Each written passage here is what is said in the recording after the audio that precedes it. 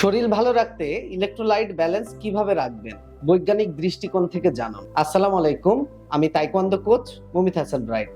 আজ আমরা জানাবো কিভাবে আপনার শরীরে ইলেকট্রোলাইট ব্যালেন্স ঠিক রাখা যায় এবং কোন কোন খাবার বা পানীয় গুরুত্বপূর্ণ ভূমিকা রাখে। প্রথমে আপনাদের জানাতে চাই ইলেকট্রোলাইট কি।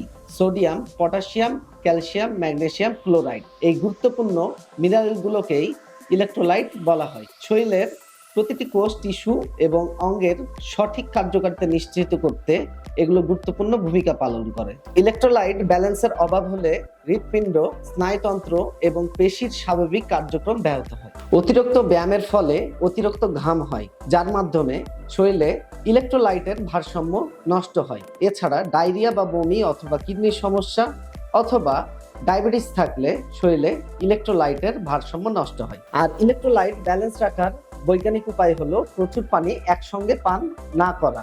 হার্ভার্ড মেডিকেল স্কুলের গাইডলাইনে বলা হয়েছে একেবারে বেশি পানি পান না করে ছোট ছোট ভাগে পানি পান করলে উচ্চ হারে অতিরিক্ত পানি শরীরে সোডিয়াম লেভেল কমিয়ে দেয়।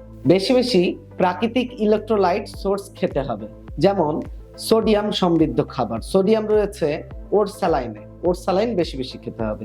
পটাশিয়াম সমৃদ্ধ খাবার যেমন কলা, ডাব, পেঁপে এই ধরনের খাবার। ম্যাগনেসিয়াম সমৃদ্ধ খাবার বাদাম ও বিভিন্ন ধরনের শাকসবজি ও দুধ।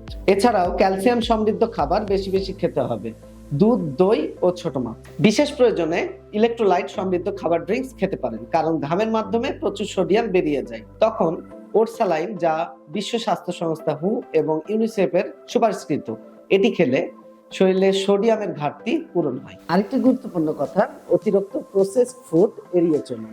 বেশি ফাস্ট ফুড বা প্রসেসড ফুড শরীরের অস্বাভাবিক সোডিয়াম বাড়িয়ে হাইপারনাট্রেমিয়া তৈরি করে। এতে শরীরে মারাত্মক ক্ষতি হয়।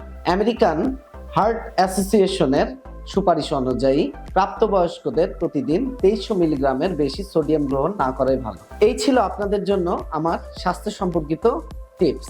সুস্থ থাকতে শুধু অতিরিক্ত পানি নয়, সঠিক ইলেকট্রোলাইট ব্যালেন্সও অতি জরুরি। তাই ঘাম হলে বা অসুস্থ থাকলে নিজের শরীরের ইলেকট্রোলাইট ঠিক রাখার দিকে খেয়াল রাখুন। ভিডিওটি উপকারী মনে হলে লাইক, কমেন্ট আর শেয়ার করবেন। আমাদের ইউটিউব চ্যানেল ও ফেসবুক পেজে যুক্ত থাকুন। সুস্থ থাকুন, ভালো থাকুন, ফিট থাকুন।